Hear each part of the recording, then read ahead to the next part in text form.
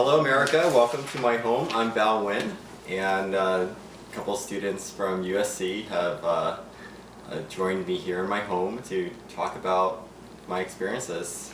I'd like to start by talking about my story. This is, I guess, I'm Bao Nguyen, and this is my story. Before I was born, my mother was 8 months pregnant, and I was in the womb.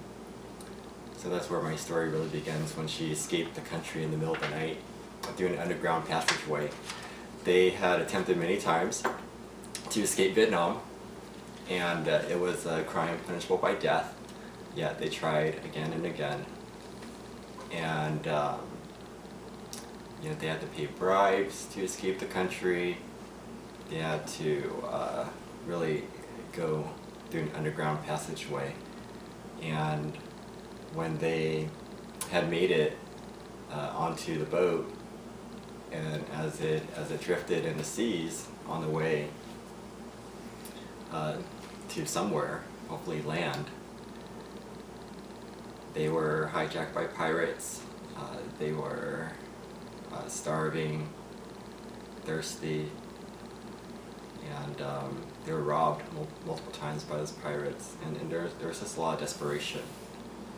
So that's how my story begins. And I was born in a refugee camp in Thailand. Before we landed, actually, before the boat landed,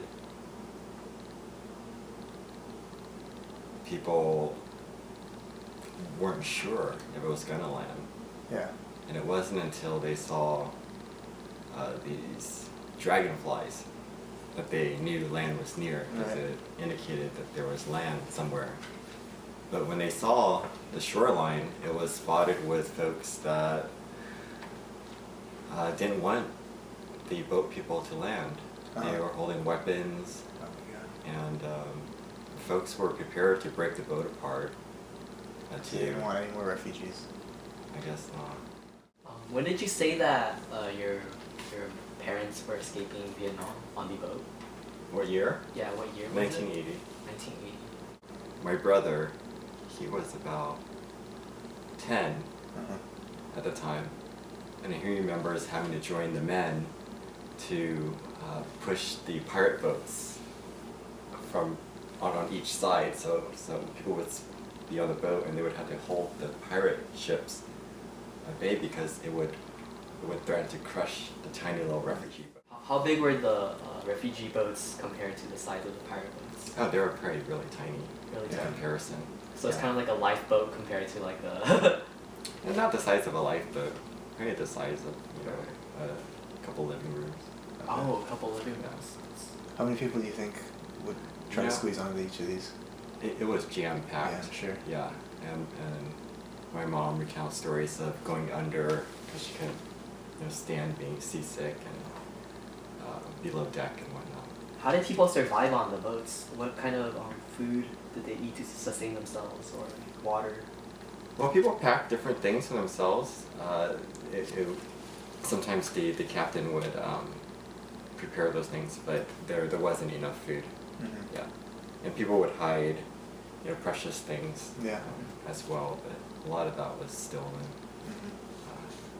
Yeah, but as I was saying, on the shoreline, they didn't want the refugees to come in. Right. So folks were prepared to break the boat apart as a sign of desperation, and people would have to rescue them, because you really can't let people drown. But luckily, we had a group of Thai Buddhist monks in their saffron orange robes that appeared through the commotion, and they made a human chain, and they were the ones who brought us ashore. Wow.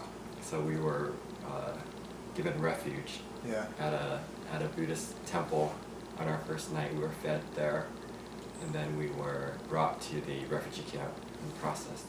And this was in Thailand? This was in Thailand, and a month later I was born. And because I was born in Thailand, to parents that did not have legal status in Thailand, I didn't have citizenship in Thailand. In fact, I didn't have citizenship to any country whatsoever Yeah, that's right. until I became a U.S. citizen. So did you grow up in Thailand then, or? No, I didn't. I left Thailand at 3 Yeah. months. Okay. I came to the U.S. So I came Okay. to the U.S. At 3 months old. We were processed in New York City, Mhm. and then we were settled in Nashville, Tennessee. Nice. You were raised out in Tennessee then? Yeah. Okay. Until I was 5. Until Then you we were came 5. to California. Okay. Boarded a Greyhound. Yeah. Came to California and pretty much been here ever since.